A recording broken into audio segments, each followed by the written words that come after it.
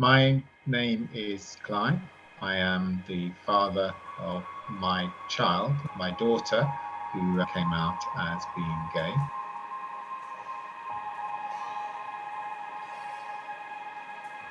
Roughly about a year ago. I was brought up in faith, a Christian. I'm no longer a practicing Christian, but I still have some very strong Christian beliefs.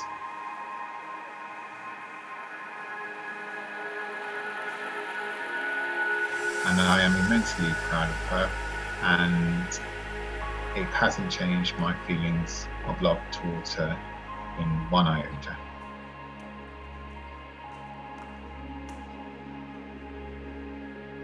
My child is coming up to 17 and a half years old. It's a joy to be able to see her develop, not just academically, but also to be able to express herself in the way that she perhaps has a mad passion for singing, dancing, acting. Thinking back on it now, probably when she was about 12, 13, so probably a good 4 or 5 years ago. My daughter is extremely attractive. I know that, and many, many people tell me. And it was the absence of conversations or references to boys. I didn't speak to her about it. I didn't question her about it, but I was very aware of the fact that it was omitted, especially as girls at that age, arriving into puberty, sort of moving from childhood and beginning to notice relationships and boys and so on.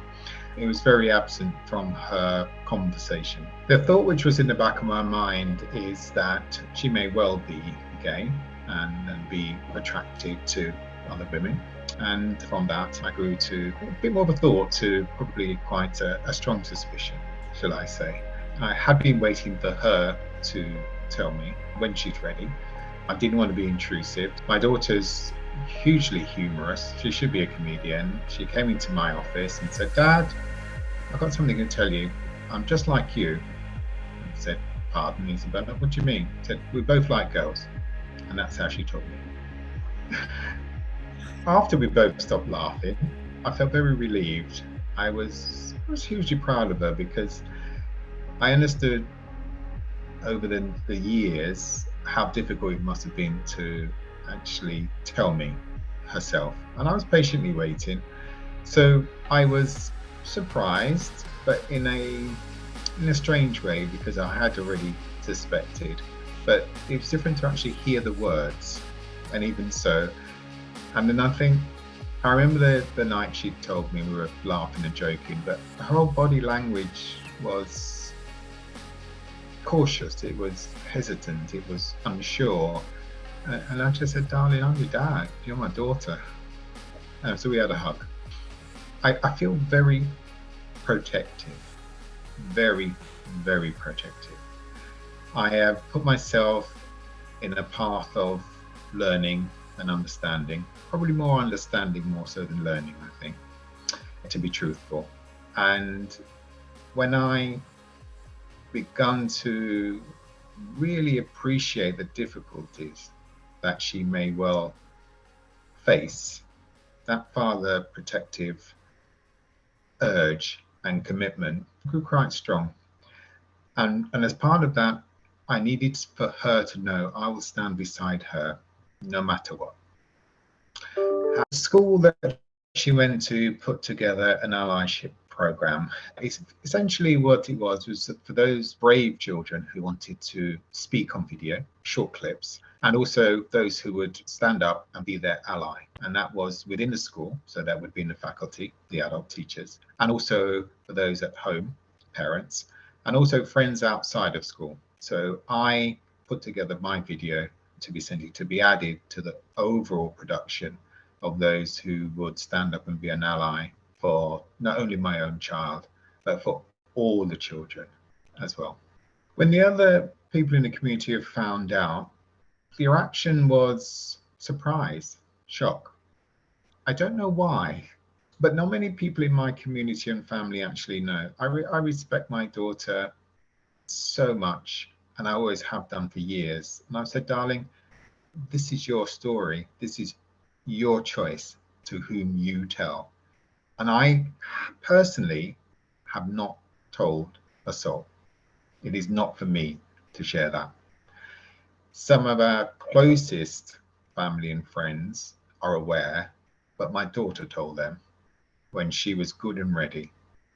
And I didn't get into that conversation, and I would not ever betray or speak about her personal business to anyone. Being an out and proud parent has been positive. My daughter's choice as to who she tells and who she speaks to, and her group of friends are aware, and they are a mixed group of young teenagers, and they see me, and I want them to see me with my head up, chest out. It's my daughter, and it's quite strange because they seem to gravitate towards me in a nice way, you know. And but I sometimes want to say to them is, well, what else did you expect me to do? It's my child, it's my daughter. There is a double connotation associated. The fact that you're actually seeing, let's just say, a non-stereotypical Black father's response has been hugely, hugely positive. People are puzzled, and occasionally people look at me quizzically, and I just look back and go, what? But it's been positive. It's very important for parents to be visible. It starts at home. That's where it is. It's with the family. And it's important for myself, my partner, and other close family members who do know to actually stand with her, because my child is my child and she is how she is. So me being present and other adults around her, close friends, family as well, it's just making a real bold statement, you know. It's so very easily to get into this stereotypical view as if the child is somehow malformed or deformed or somehow unacceptable.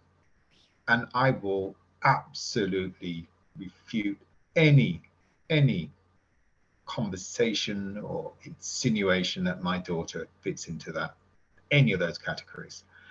No way in a month Sundays I'm going to allow you to actually think that her parents think of her any differently than a daughter, which I love so much.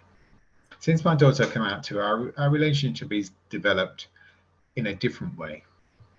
You know, you have a daughter and you think marriage and you think children, grandchildren, and it's all of these things you think would be pretty standard and expected.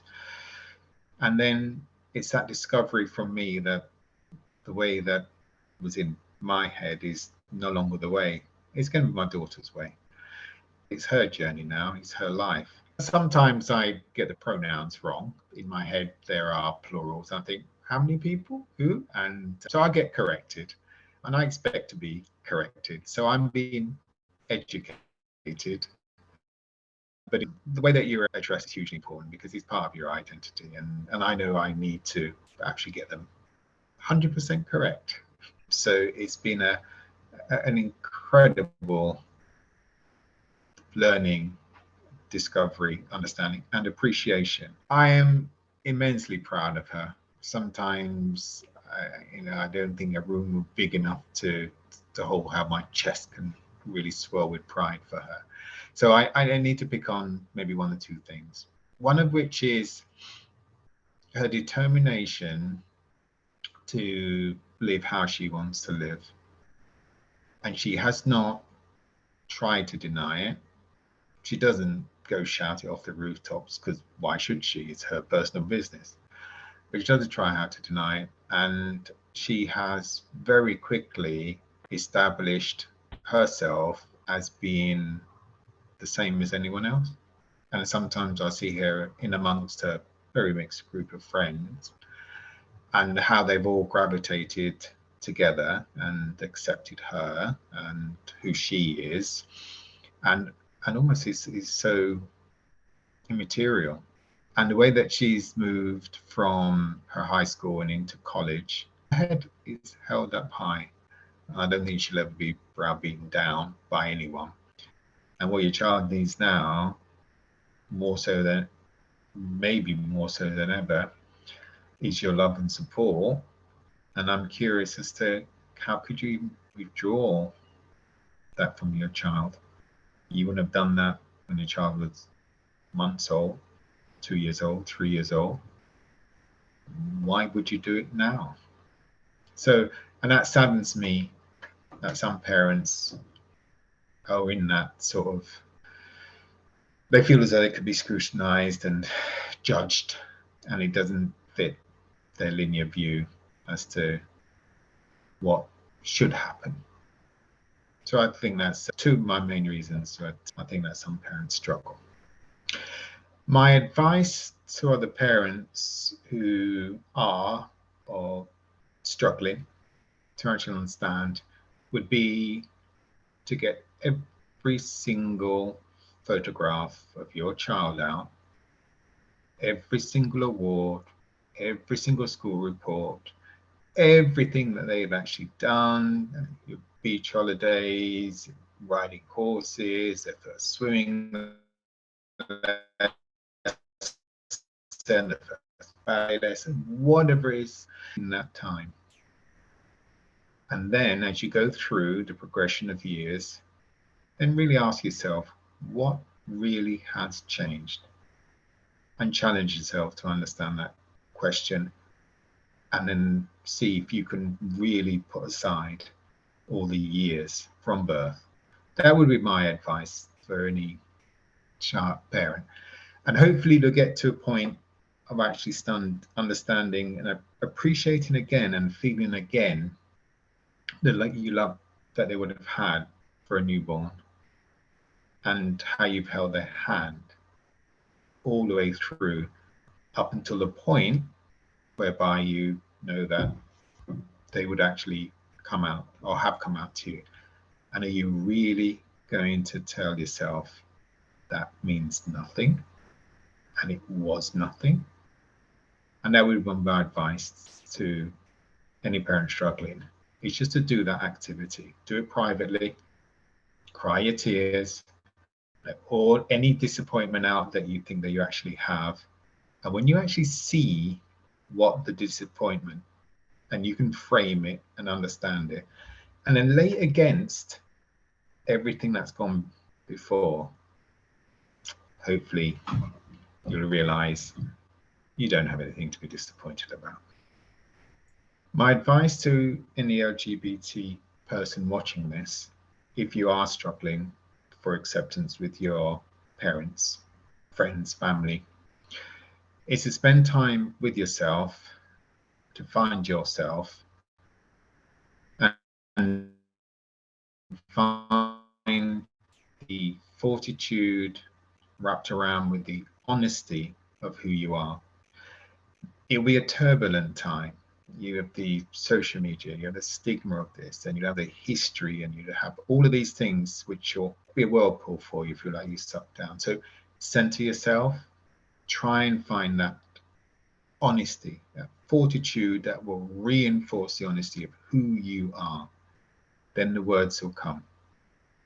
The words will then come to explain and to make people actually understand, but more importantly, the words that allow people to accept. And it will also provide you enough, I hope and pray, of a defensive barrier for all those that are external to that, because you are who you are. And that would be my advice to you. Find yourself, center yourself, fortitude wrapped around the honesty of who you are, and then the words will come. If my daughter, and hopefully she will, watches this video and sees me, her dad, I would say to her, I prayed so long for a child. Your name is Isabella. It means God's promise. That's what it means. And you're here now, and I will always have a father's arms around you, because that all is the only thing that matters to me. Your health, your well-being, your support, I'll offer you guidance, I'll be a light in the dark for you. And I will always hold your hand through your journey. I've tried to ensure that you grow up with standards and morals and an understanding of who you are, being a mixed heritage child, so that you had the strength to fight that battle for when they come, and you had the surety and the fortitude to be able to do so. And now we're on a different journey. I am, and I will always will absolutely help you to have the same fortitude and the strength to know that who you are, and Daddy will always hold your hand through it.